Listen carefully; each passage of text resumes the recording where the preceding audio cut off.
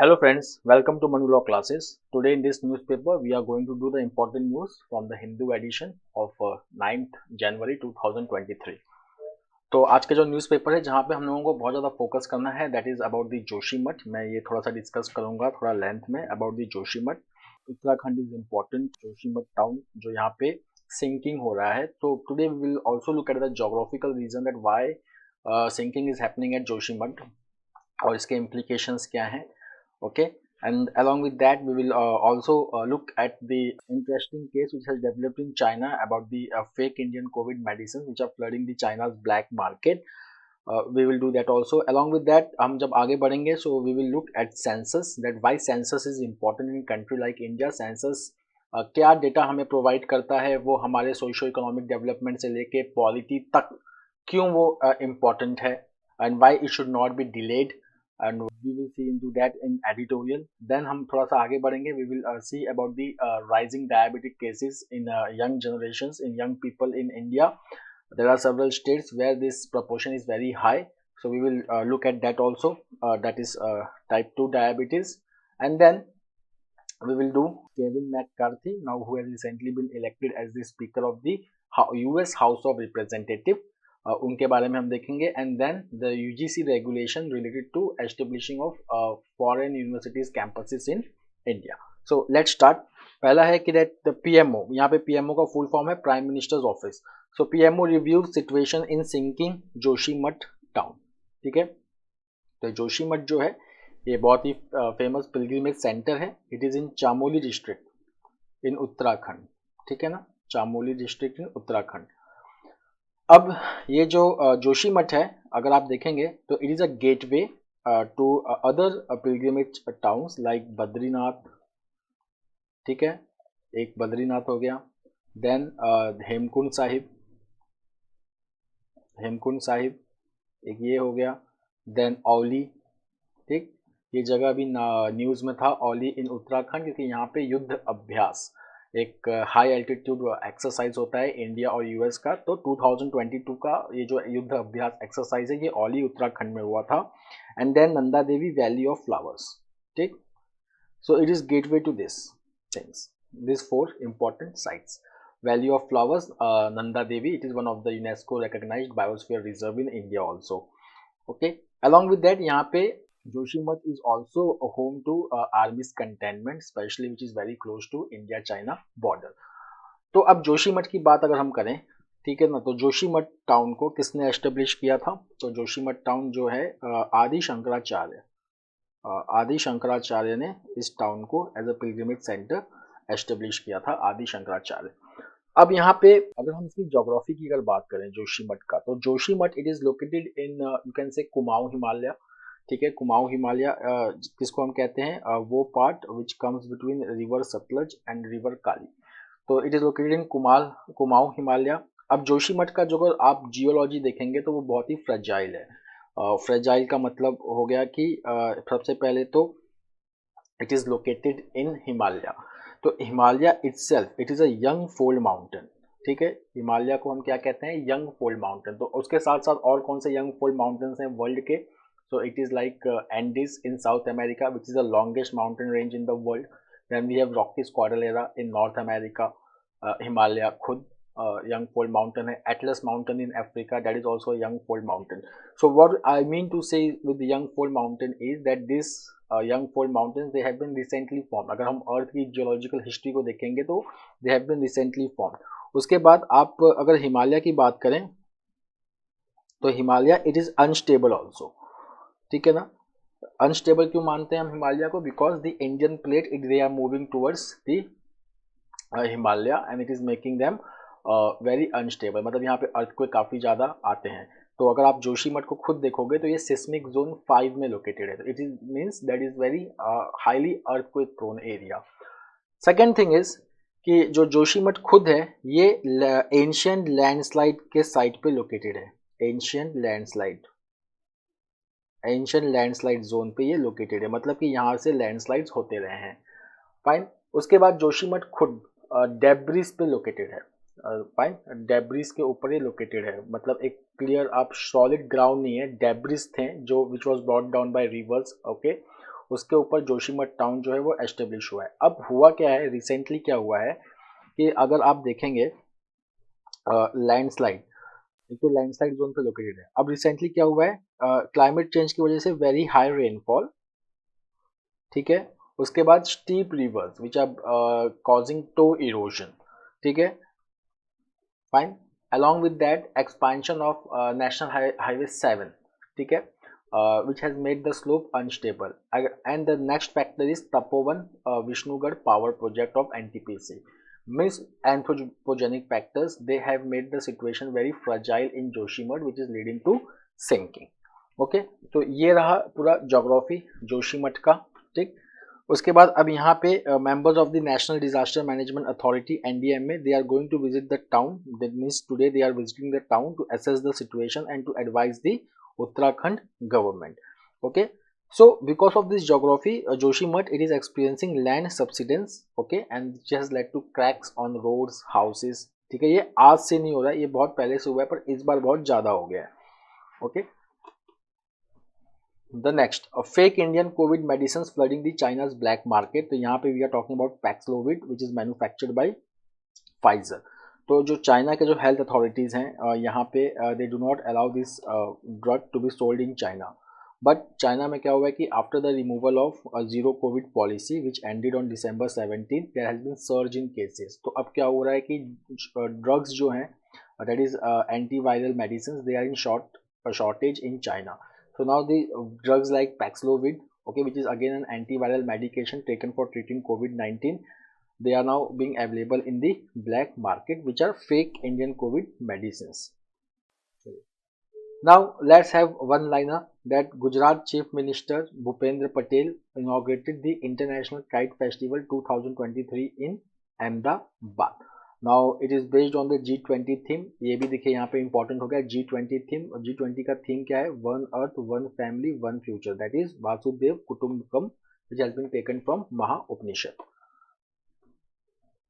चलिए, अब कभी कभी क्या होता है कि हमारे पास कभी कभी स्टैटिक जीके के क्वेश्चंस आ जाते हैं जो कहीं ना कहीं करंट अफेयर्स से डिराइव्ड होते हैं। तो देखिए यहाँ पे एक फेस्टिवल टाइम लिखा हुआ है, तो see a view of annual Magh Mela on the banks of Ganga in Prayagraj on Sunday. Prayagraj means formerly it was called as Allahabad, ठीक है, इलाहाबाद कहते थे इसे। तो यहाँ पे माघ मेला होता है, तो Allahabad it is in Uttar Pradesh. Now the next is Project Sambandh, a retired officers calling to help kin of army's non-combat casualties. तो यहाँ पे कर्नल वेम्बू शंकर हैं, ओके, हु इज अ शौर्य चक्र winner. Now he has taken a decision to begin project Sambandh. So project Sambandh क्या है, it is a one man philanthropic initiative to connect the next of kin of non combat मतलब ऐसी army की ऐसी casualty जो लड़ाई के दौरान नहीं हुई थी बट बाकी किसी कारणों की वजह से हुई थी। Okay, so fine, so that is the aim of the project, to connect with the next of kin who have died during the non combat casualties. The next is a census. Avoid further delay in conducting the census. तो census जो होता है, ठीक है, ये सबसे पहले कब हुआ था इस आर्टिकल में लिखा नहीं है, मैं आपको आपके नॉलेज के लिए बता दूं क्योंकि इससे बहुत ज़्यादा क्वेश्चन होता है। 1872 में first census was conducted in India and the first complete census was conducted in 1881। तब से हर 10 साल पे इंडिया में सेंसस होता है, ठीक है। फ्रीडम के बाद जो we have a census act 1948, ठीक है ना। तो सेंसस एक्ट 1948 पास हुआ है। अब the registrar general of India under the union minister of home affairs, उनके अगुवाई में इंडिया में सेंसस कंडक्ट होता है। तो अगर बात करें the census act 1948, okay, it provides the legal background for several activities related to census, but it does not mention anything about its periodicity. मतलब 1948 के सेंसस में ये तो लिखा है कि द सेंट्रल गवर्नमेंट में declare its intention of taking a census whenever it may consider it necessary or desirable to do so, पर यहाँ पे कोई पीरियोडिसिटी नहीं है कि हर 10 साल में लेना जरूरी है, ऐसा एक्ट में नहीं लिखा है, ठीक है। It is a convention in India. But अगर हम इसको कंपेयर करें यूएस और जापान से, तो वहाँ पे उनके कॉन्स्टिट्यूशन या सेंसस लॉ में पीरियोडिसिटी डिफाइंड है that after every this year the census should be conducted in the country. Fine. अब अगर हम इंडिया की अगर बात करें तो इंडिया में why we require the census, तो यहाँ पे अगर हम सीधा बात करें, that first important point of census is that it provides population data for every village and town in the country. ठीक है ना। अब यहाँ पे क्वेश्चन ये उठता है कि क्या हम सेंसस को सैंपल सर्वे से सब्स्टिट्यूट कर सकते हैं क्या। सैंपल सर्वे में क्या होता है कि we are not conducting the enumeration throughout the country, we are just taking some sample surveys, okay, not throughout the country but in a limited area with a limited sample. Okay, तो देखिए यहाँ पे sample survey जो होता है, they provide reliable data on social and demographic indicators only at higher geographic levels. Higher geographic levels का मतलब होता है कि स्टेट के बेसिस पे, ठीक है, डिस्ट्रिक्ट के बेसिस पे, लाइक दैट। बट अगर हमको तालुका लेवल या विलेज लेवल का कोई इन्फॉर्मेशन चाहिए, for that we can not do it with sample survey, we have to go for census. So census they are also providing data on population characteristic, जैसे demography बताते हैं कि भाई young population कितनी है, सेक्स रेशियो कितना है, कितने लोग एम्प्लॉयड हैं, कितने लोग एम्प्लॉयड नहीं हैं, all that type of population characteristic, और you can say demography. The next is housing and amenities, these are all provided for by the census। उसके साथ साथ सेंसस जो है वो बहुत ज़्यादा इंफॉर्मेशन प्रोवाइड करता है कि इंडिया की लिटरेसी लेवल क्या है विलेज लेवल तक जाके, ठीक है, एजुकेशनल लेवल्स क्या है, इकोनॉमिक एक्टिविटी, माइग्रेशन, उसके बाद what has been the impact of programmes like Swachh Bharat अभियान, all this can be provided at the tehsil and village level by the census। along with that it also has its use in polity, जैसे कि अगर हम देखेंगे तो the census data they are used to determine the number of seats to be reserved for SCs and STs in parliament, state legislatures, local bodies and government services। Okay, जैसे कि हम देखेंगे in case of panchayat and municipal bodies जो reservation seats होती हैं SCs and STs की, it is based on their proportion in the population. साथ साथ में अगर हम देखें कि सेंसस और हमें क्या प्रोवाइड कर सकता है, तो जैसे कि डीलिमिटेशन जब होती है पार्लियामेंट्री और असेंबली कॉन्स्टिट्यूएंसीज की, it is based on the census data. तो अभी जो डीलिमिटेशन हुआ है पार्लियामेंट्री और असेंबली कॉन्स्टिट्यूएंसीज का, it is based on 2001 census. साथ साथ में it can also give the idea about the urban level of urbanization in India and rural urban divide. Like for example, here it is written that the rural urban distribution of population has been rapidly changing over the years, and there is high population growth in the urban areas. Some cities they are growing faster than others through in migration. Fine. तो ये जो पूरा growth rate है urbanization का, that we can decipher using the census data. Okay. The next is NPR. To see what is NPR, that is National Population Register. National Population Register, it gives the idea of usual residents of India. Now who are the usual residents of India? Those who are residing in India from last 6 months. Okay, so census जो है, ठीक है, वो एक ऐसा operation है which can give you information through a single exercise and then you can use that information to update the national population register. Fine. उसके बाद देखिए पार्लियामेंट्री और असेंबली कॉन्स्टिट्यूएंसीज के सीट्स भी रिवाइज होने वाले हैं। So the first census after 2026 it would be used for delimitation of parliamentary and assembly constituencies and for apportionment of parliamentary seats among the states। मतलब apportionment मतलब division of parliamentary seats among the states। now ये किसके basis पे होगा, जो census 2026 के बाद होगा उसके बेसिस पे again there can be increase in parliamentary seats and assembly seats। okay, now due to the disparity in growth rates between the states there could be changes in the distribution of seats in parliament, that census is likely to be held in a more politically charged atmosphere, hence it is necessary that this census is done as early as possible। ठीक है, it means the author is saying कि जब 2026 के बाद census होगा तो अब क्या होगा, some states they have taken a progressive steps to control their population। ठीक है, फिर जो नॉर्दर्न स्टेट्स का अगर आप देखेंगे रिकॉर्ड तो सदर्न स्टेट से पॉपुलेशन कंट्रोल में थोड़ा पीछे है। So there will be redistribution of seats between the states also based on the population, so that might create a political controversy in India। So the author is suggesting at last that it is better to complete the 2021 census at its earliest। Now, the next is younger diabetes are on the rise in most states। There are 5 states, that is West Bengal, Andhra Pradesh, Uttarakhand, Goa and Tripura। यहाँ पे देखा गया है कि more than 8% of men aged below 35 they had a random blood glucose level higher than 140 milligram per deciliter according to the National Family Health Survey 5 conducted between 2019 and 2021। Then यहाँ पे फिर कह रहा है कि अगर हम वुमेन की बात करें तो वेस्ट बंगाल में तो same trend is followed in West Bengal and Tripura where women also have high blood glucose level in these two states. Fine. So over here, if we will just see that NFHS ने 140 milligram पर decilitre का एक boundary रखा है, ठीक है ना। अगर किसी का शुगर इससे कम है that is considered as normal, अगर इससे ज़्यादा है that is considered as high glucose, high blood glucose level.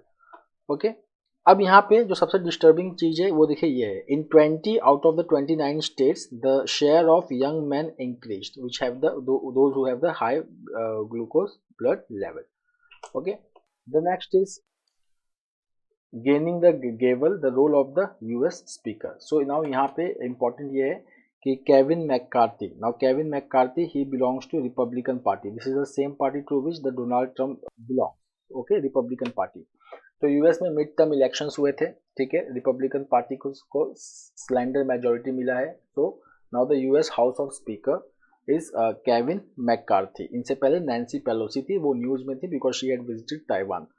Okay, so Kevin McCarthy, तो अगर हम यूएस का कॉन्स्टिट्यूशन देखेंगे तो it is under article 1 section 2 of the US constitution where the speaker of the US house of representative should be elected before the beginning of new Congress. Okay, so now who has been elected? Kevin McCarthy. Now Kevin McCarthy का अगर आप देखेंगे तो ये जो इनका appointment है वो इतने न्यूज में क्यों है, ठीक है।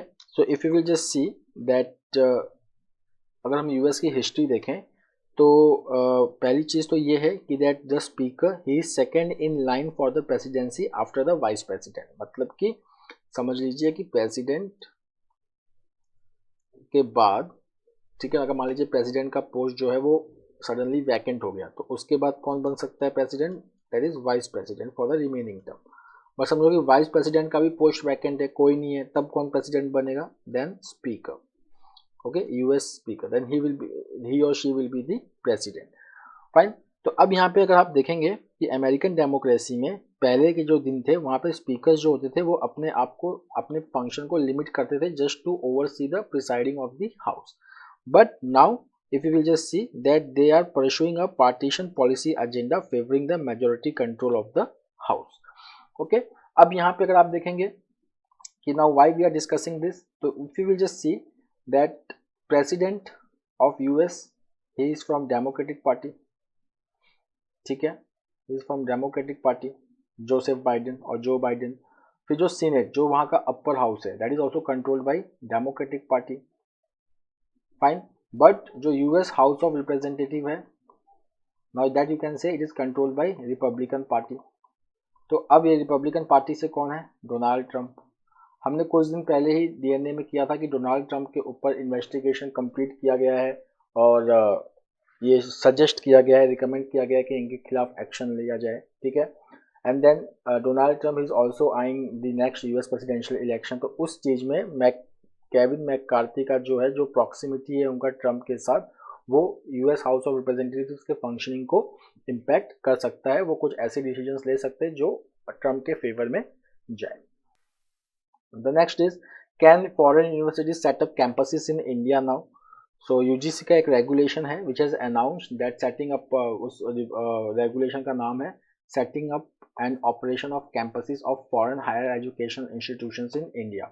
इस प्रपोजल के अंदर क्या है? That it allows a foreign university among the top 500 global ranking. मतलब कि कोई भी ग्लोबल रैंकिंग ले लीजिए, चाहे क्यूएस वर्ल्ड यूनिवर्सिटी रैंकिंग ले लीजिए या टाइम्स हायर एजुकेशन रैंकिंग ले लीजिए, उसमें अगर कोई भी यूनिवर्सिटी टॉप 500 में आ रही है या कोई ऐसी यूनिवर्सिटी है जो टॉप 500 में तो नहीं आ रही पर अपने देश का वो एक प्रीमियर कोवेटेड इंस्टीट्यूशन है, then they can apply to UGC to set up their campuses in India.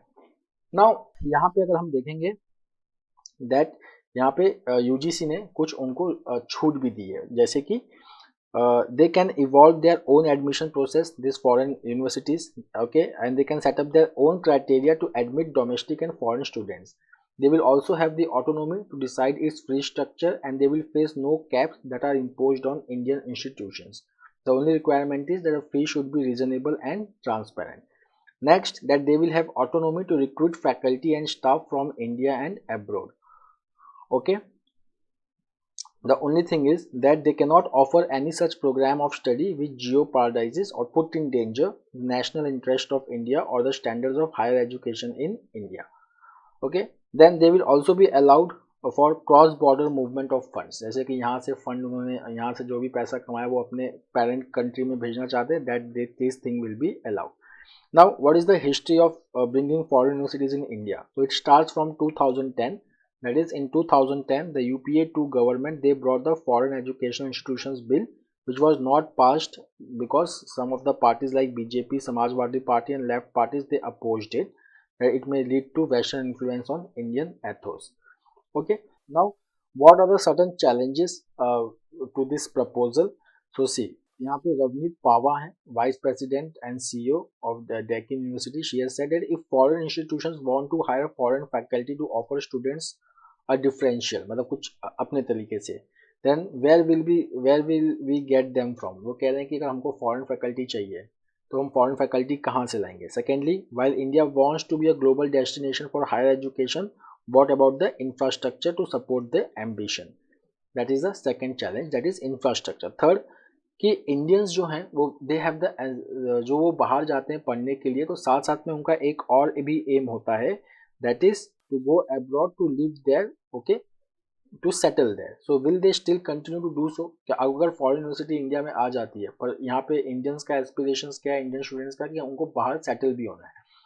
So this is the one of the third challenge, that will they study in India and after that they will seek job outside, or will they go outside because they want to settle in India. Okay, the next is national education policy का एक target है and how this will help. That is the national education policy 2020. It aims to increase the gross enrollment ratio for higher education to 50% by 2035. अभी current में कितना है, 27%. Fine. बाद में ये भी देखा गया है कि ऑनलाइन एजुकेशन और प्राइवेट इंस्टीट्यूशंस हैं, it will not benefit those who have no access to education. It will merely offer more choices to upper and middle class who have 100% GER. Got it? तो क्या ये move जो है, क्या वो gross enrolment ratio को 50% तक लेके जाएगा? तो here the author is saying कि this move allowing foreign universities to set up campuses in India, it is going to offer benefits to upper and middle class, and there already we have 100% gross enrollment ratio.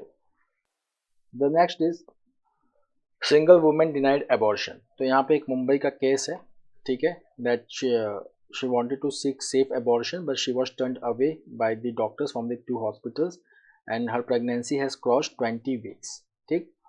अब इसमें एक act को समझना बहुत ज़रूरी है, that is called as medical termination of pregnancy amendment act 2021. उसमें एक सेक्शन 3 है which has extended the upper limit for termination of pregnancy from 20 to 24 weeks for special categories. ठीक है, कि जो पहले अपर लिमिट, मतलब पहले था कि 20 वीक के बाद नहीं हो सकता abortion, but it was increase to 24 weeks. उसके बाद यहाँ पे सुप्रीम कोर्ट ने 2022 में it allowed this special categories women that it should also include the women that who are single, मतलब कि जो शादीशुदा नहीं भी हैं, they can also seek the pregnancy abortion of pregnancy up to 24 weeks. But after this also women they have difficulty to access the safe abortion even after 20 weeks after the Supreme Court judgment. Okay, तो यहाँ पे ऐसा क्यों हो रहा है? देखिए, अगर हम देखें rule 32B of medical termination of pregnancy amendment rules 2021 does not permit single women to abort after 20 weeks.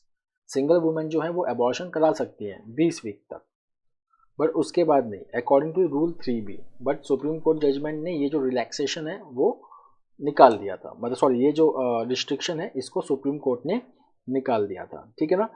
But जो ये रूल 3B है इसने अलाउ किया कि after 20 weeks also they can do after the amendment of this act, but only for special categories which include survivors of sexual assault, minors, widows, divorcees, women with disabilities, malformed fetus or women stuck in humanitarian agencies. They can access abortion after 20 weeks also. Okay, now under section 3(1) of IPC, termination of pregnancy is a criminal act if it does not fulfill MTP conditions. Fine. तो इसकी वजह से क्या है कि जो supreme court का जो नया जजमेंट है, अभी गवर्नमेंट ने रूल्स को अमेंड नहीं किया कि ताकि वो मैरिटल स्टेटस का जो रिस्ट्रिक्शन है उसको हटा सके। So that's why the doctors they are turning away the patients. The next is Sweden can't meet Turkey demands for NATO bid. तो यहाँ पे NATO, the full form of NATO is North Atlantic Treaty Organization. तो Sweden and Finland, this two countries they have recently applied for the membership of NATO. तो NATO में क्या होता है कि सारे मेंबर्स को एग्री होना पड़ेगा। तो स्वीडन और फिनलैंड के मेंबरशिप को लेके टर्की ने प्रॉब्लम किया था that they have to satisfy some of the Turkey demand. वो टर्की डिमांड क्या है? That is Kurdish militant, that they should stop giving asylum to Kurdish militants. Fine. तो यहाँ पे जो स्वीडन के जो प्राइम मिनिस्टर है Ulf Kristersson, now he has said that they can't meet Turkey demands for NATO bid according to the Swedish prime minister. Okay, चलिए। The next is cancel श्रीलंका's डेब्ट, global scholars tell the creditors. तो यहाँ पे बात हो रही है श्रीलंका के इकोनॉमिक क्राइसिस का। सो श्रीलंका में Sri Lanka is going through its worst economic crisis since it's independence. तो यहाँ पे स्टेप बाय स्टेप देखेंगे तो श्रीलंका ने सबसे पहले $51 बिलियन का डेप्ट डिफॉल्ट डिक्लेयर किया। ठीक है। उसके बाद आईएमएफ से इनका स्टाफ लेवल एग्रीमेंट हुआ। ठीक है, वह IMF agreed to give them $2.9 billion. But इसके पीछे एक कंडीशन है। एक कंडीशन क्या है कि that Sri Lanka needs to restructure its debts with its lenders. Okay. तो यहाँ पे अगर आप देखेंगे जो इंपॉर्टेंट क्रेडिटर्स हैं, it includes China, Japan, India. Okay, they are 3 major bilateral lenders. तो यहाँ पे इनके साथ श्रीलंका को अपना डेब्ट रिस्ट्रक्चरिंग करना पड़ेगा to access this $2.9 billion of monetary help from IMF. Okay. उसके साथ साथ अगर आप देखेंगे कि प्राइवेट कैंडिडेट्स जो होते हैं दे ओन नियरली 40% ऑफ श्रीलंका's एक्सटर्नल डेब्ट stock, mostly in the form of international sovereign bonds, but higher interest rates mean that they receive 50% of external debt payments. ठीक है। तो that is one of the problem, that's why the global scholars they are telling the creditors that cancel the श्रीलंका's debt। मतलब वो कह रहे हैं कि आपके पास जो उधार है श्रीलंका का उसको आप कैंसिल कर दीजिए ताकि श्रीलंका जो है वो हेल्प ले सके आईएमएफ के फंड का। Now one liner sports news, Novak Djokovic okay saved a match point, okay, as he held on to defeat Sebastian Korda and win the Adelaide International. So who has won the Adelaide International? Novak Djokovic by defeating Sebastian Korda. The next is India's fast rising squash player Anhat Singh beat Sohaila Haman of Egypt to win the girls under 15 title at the prestigious British Junior Opening in Birmingham in open squash title. So friends, that's all for today. We will meet tomorrow again with a daily Hindu analysis. Till then, have a nice time. Take care. Thank you.